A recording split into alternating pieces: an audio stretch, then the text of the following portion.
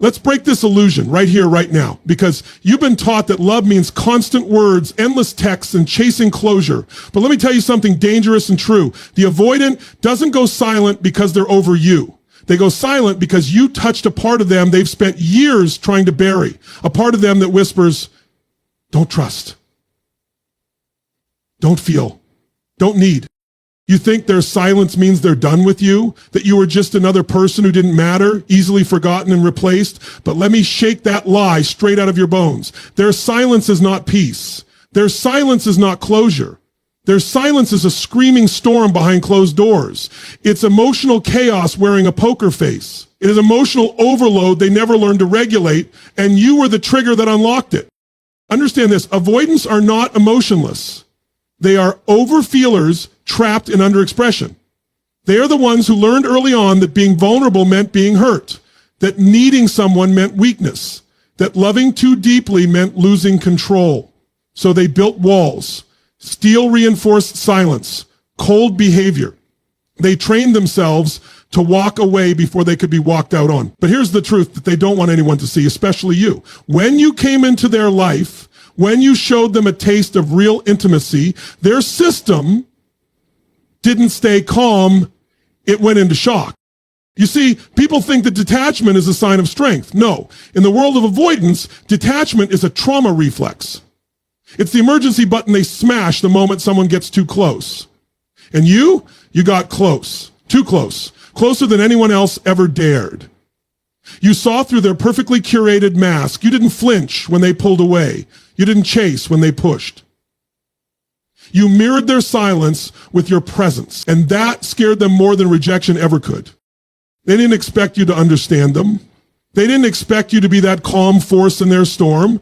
They didn't expect to feel seen, not pitied, not fixed, not controlled, just seen. And when that happened, their emotional firewall glitched. Their nervous system freaked out because they weren't prepared to feel what they felt. And let me be clear, they felt it. Oh, they felt it deeply, more than you know. But they didn't have the tools to hold those emotions. So instead, they did the only thing they know how to do, retreat, ghost, go silent. But make no mistake, their silence doesn't mean you didn't matter. It means you mattered so much they couldn't function through it. They shut down not because they're cold, but because they're overwhelmed. Because facing you meant facing their own suppressed desires, their own buried fears, their own need to be loved. And that was too much. So they defaulted to silence. It's their old coping mechanism dressed up like emotional distance. But behind that silence is obsession. Replaying your words, remembering your eyes, feeling your energy in places where they once felt numb. They're not over you. They're consumed by the thought of you. But they will never tell you that. They can't.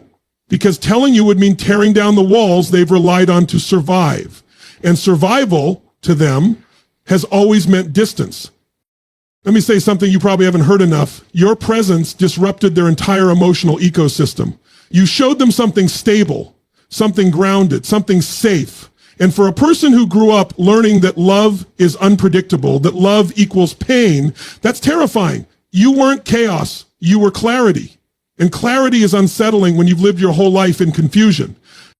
So they run, they go silent, they put up a front like they're unaffected, like they're just doing them, but behind that fake calm is a battlefield, a war between the part of them that wants to reach out and the part that is terrified you'll get even closer than before. So they watch, they think, they remember, they try to suppress it, but suppression doesn't work with someone like you because you left an imprint that can't be erased. And here's where most people break. They take that silence personally. They internalize it. They start thinking, maybe I was too much. Maybe I scared them away. Maybe I'm unlovable. But listen to me right now. Their silence says more about their wounds than it ever could about your worth. You didn't scare them away. You woke something up in them that they've been desperately trying to keep asleep. You ignited the part of them that wants to be loved, wants to be held, wants to be open, but doesn't know how to do it without unraveling. You are the interruption to their pattern, the glitch in their survival code. And yes, it's painful when they disappear. Yes, it's confusing when they go quiet. But don't you dare confuse that silence with indifference. You are not forgettable. You are unforgettable. You are the presence that shook the avoidant out of emotional autopilot. You are the feeling they never wanted to feel again, but couldn't help craving. This is the paradox of the avoidant. They long for connection, but fear the intimacy it requires. They crave closeness, but sabotage the very people who provide it. So they push away the ones who feel like home, not because they want to lose them, but because they don't believe they're allowed to keep them. And if you're sitting there wondering why they didn't fight for you, why they didn't chase you, why they disappeared, remember this: silence isn't always the absence of love. Sometimes it's the symptom of emotional paralysis. They didn't know how to choose you without losing themselves in the process. They weren't ready. And their silence, that's their coping strategy in full-blown crisis mode.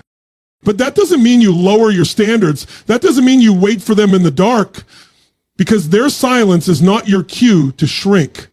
Their emotional avoidance is not your invitation to chase. You did enough. You gave real. You offered depth. And if they couldn't meet you there, that's not your failure. That's their fear. They will remember you. Not just now, not just next week, but in the quiet moments, when their distractions fade, when the noise dies down, and they're left alone with their thoughts. You'll be the thought they can't silence, the one they'll think of when songs hit too hard, when the room feels too empty, when the next person doesn't compare. Because you were real. And real doesn't get replaced, it echoes, it lingers. So if you're hurting right now because someone went silent on you, I want you to breathe this in. You didn't lose them. They lost their chance at something sacred. You didn't fail to hold them. They failed to rise to meet the love you were offering. Their silence, it's loud. It says everything they're too afraid to admit, and that, my friend, is power they can never silence. Because they didn't ghost you because they didn't care. They didn't run because you were too much. They ran because you were real. You weren't just another casual connection, another surface level flirtation. You were the storm and the stillness. You weren't chaos, you were clarity. And nothing terrifies the avoidant more than emotional clarity. That raw, soul deep, truth exposing closeness, that intimacy, that's their deepest fear. You didn't scare them off by being wrong for them. You scared them because you were exactly what they needed and they didn't know what to do with it. Let me tell you something wild. Most avoidants don't actually fear being alone. They fear being truly seen. Deep down, they crave what everyone craves: love, connection, vulnerability, safety.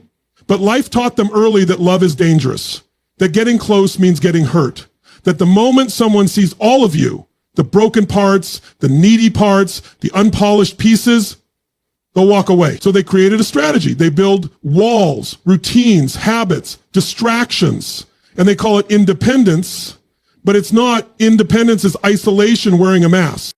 Then you walked in, you weren't pushing, you weren't pulling, you weren't clinging or controlling, you just showed up consistently, authentically, vulnerably.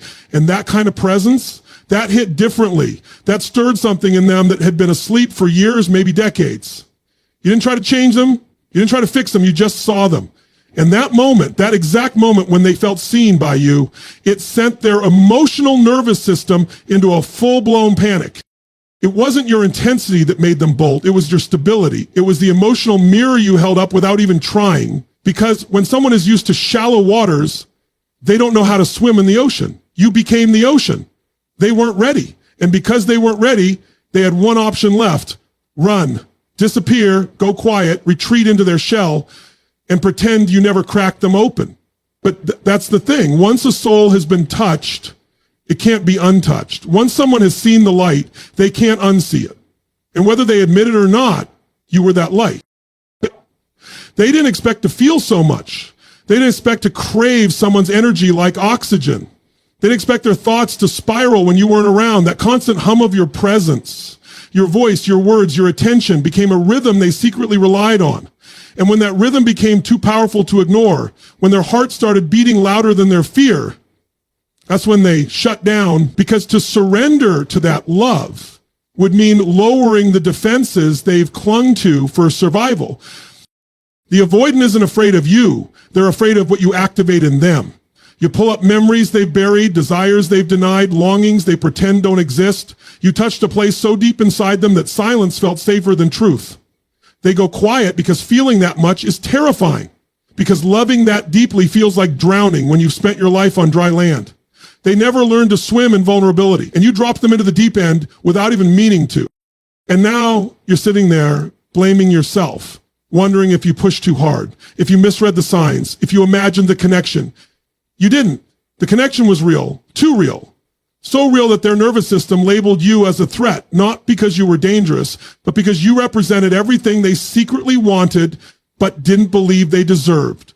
You became the contradiction they couldn't reconcile, the warmth they wanted to touch but didn't know how to hold without burning themselves. So don't be fooled by their calm exterior. Don't be fooled by their silence. On the surface, they may look like they've moved on, but underneath, their mind is racing. Their heart is aching. They're trying to compartmentalize what cannot be compartmentalized. They're trying to file you away as just another experience, but you're not that. You were the emotional equivalent of an earthquake. You shook the ground they built their defenses on. And now everything feels unstable to them because you made them feel something unfiltered, unedited, and raw. And the reason they can't stop thinking about you is because you're not just a memory. You're an awakening. You're the moment they realized how disconnected they truly were from their own heart. You're the conversation that replays in their mind, the text they reread in the middle of the night, the silence they filled with mental conversations they'll never have the courage to say out loud. And you're probably wondering, why can't they just say that? Why can't they just come forward and admit what they felt? Because for them, that kind of emotional exposure feels like death. Vulnerability is foreign territory. It feels like handing you a loaded weapon and trusting you not to pull the trigger. They would rather suffer in silence than risk being seen and rejected. They would rather pretend not to care than admit they care so much it terrifies them. But just because they go silent doesn't mean they stop feeling. Just because they act unbothered doesn't mean you didn't change them. You did. And they know it. Deep in their chest, they know it. They feel it in the way no one else compares, in the way other conversations feel dull, in the way other people feel emotionally distant, not because those people are avoidant, but because they're not you. You gave them a taste of what connection could be. Not surface level, not conditional, not performative, but real, soul-aligned, intimate, freeing. And that kind of connection, that stays with a person. It lingers. It haunts. It leaves echoes in empty rooms and whispers in quiet moments.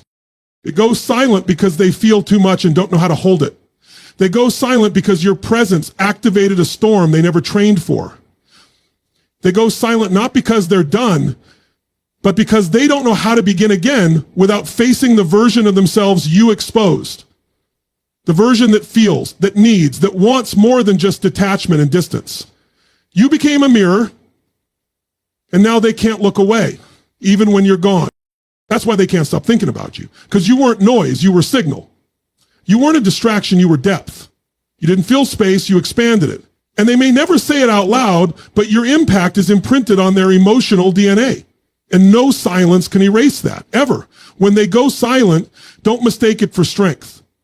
Don't think for 1 second that their silence is a sign of indifference or that they're moving on without a second thought. That silence is a storm inside them, a tornado of thoughts, emotions, and regrets, all battling each other, but they can't find the words to explain it to you or even to themselves. The silence is not their power. It is their weakness in full view, a defense mechanism in overdrive. It's their way of putting up walls, hiding from the truth, pretending that they are unaffected when inside everything is shaking. Let's get this straight. The avoidance silence is not a strategic power play. It's not calculated or controlled. It's their emotional panic button being hit at full force. They don't go quiet because they've mastered emotional detachment. They go quiet because they're drowning in the intensity of their own feelings. Feelings that they have spent their entire life avoiding.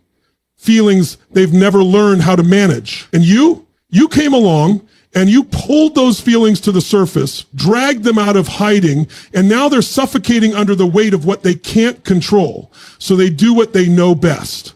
They shut down. They go silent. And in that silence, they are trapped in their own confusion. This silence is not a weapon, it's a shield. a shield that's cracking under pressure. They would never admit it to you, but their silence is a form of self-preservation. It's their way of keeping control over their emotions, because the minute they let those emotions spill, everything they've worked so hard to bury comes rushing to the surface. And it's not just the feelings for you, it's everything.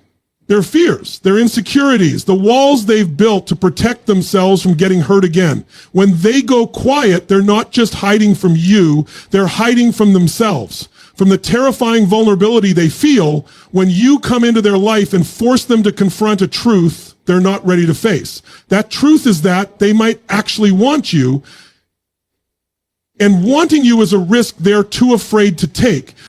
The problem is that they've spent so long running from emotional depth that when they finally encounter it, they have no idea how to respond. They've learned to shut down when things get too real. They've mastered the art of pushing people away before they can get too close, before they can get too invested. But you weren't like anyone else. You didn't chase, you didn't pressure, you didn't try to fix them, you just were. And that presence, that emotional clarity you brought into their life, that made them feel things they couldn't run from. They thought they could avoid it. They thought they could shut you out and move on without a second thought. But the truth is, they can't stop thinking about you. So they go silent. They withdraw. They hope that by disappearing, they can somehow turn off the emotional storm you've created in their heart. But here's the hard truth. Silence doesn't erase what's been felt. You can ignore the feelings, you can bury them deep, but they don't go away. And no matter how much they pretend to be unaffected, the truth is they are haunted by the thought of you.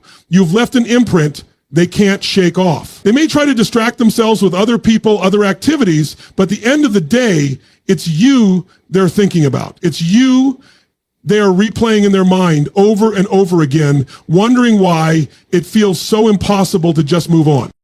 But they won't admit it. They'll keep the silence going because it feels safer. It feels like the only way to protect themselves from the emotional avalanche they're too scared to face. The silence is their comfort zone, the place where they can hide from what's real, from what's deep, from what scares them. They know that if they start talking, if they start opening up, they'll have to face the fact that they have feelings for you. And that's the very thing they've spent their whole life running from. This is why they go silent, even though they can't stop thinking about you. Because they're not just avoiding you, they're avoiding the reality of their own emotions. They're avoiding the depth of what they feel, and that scares them more than anything else. They fear being vulnerable. They fear being hurt. They fear the pain of loss that comes with allowing someone to get too close. And the only way they know to protect themselves from that pain is by withdrawing, by going silent, by pretending that they don't care, when the truth is they care more than they ever wanted to admit. But here's the kicker. This silence isn't permanent. They may think they can hold it together forever, that they can keep their distance and pretend like you don't matter. But deep down, they know they can't outrun what they've felt. The silence is a temporary refuge, but it's a refuge that will eventually crumble. Because no matter how hard they try to block out the truth, that truth will always find a way to surface. And when it does, they'll be left facing the very feelings they've been so desperately trying to avoid. It's just a matter of time. You see, the avoidant silence is a reflection of their internal struggle. It's not about you, it's about them. It's about their inability to reconcile their desire for connection with their deep-seated fear of it. They want you, but they can't have you without risking their own emotional safety. They crave intimacy, but they're terrified of it. And so they go silent, hoping that the silence will give them the space they need to figure things out. But the more they try to run from it, the harder it becomes to escape the pull of their own emotions. The silence they give you is not a final answer. It's a cry for help, a silent plea for relief from the emotional tension they're drowning in. They don't know how to tell you what they're feeling. They don't know how to explain why they can't just let themselves love you without fear. So they retreat into silence. But that silence, it's not their strength. It's their weakness. It's their inability to deal with the intensity of their own feelings. It's them trying to control a situation that deep down they know they can't control. And when they go silent, don't chase them. Don't beg them to open up. Don't try to break through the walls they've built. Give them the space they need to come to terms with their emotions. Let them deal with their own internal chaos. The silence will break when they're ready. And when it does, it won't be because they've moved on. It will be because they've finally realized that their silence can't protect them from the truth any longer. They'll realize that their silence hasn't stopped them from thinking about you. It hasn't stopped them from feeling what they're feeling. And when that happens, when they finally face their own emotions, that's when the real breakthrough will happen. Until then, let them be silent. Their silence is not the end of the story. It's just the beginning. The truth is they may not tell you, but the moment they realize they've hurt you, the weight of it hits them like a freight train. You see, an avoidant isn't like others. They don't wear their emotions on their sleeve, and they certainly don't open up about their vulnerability or regret.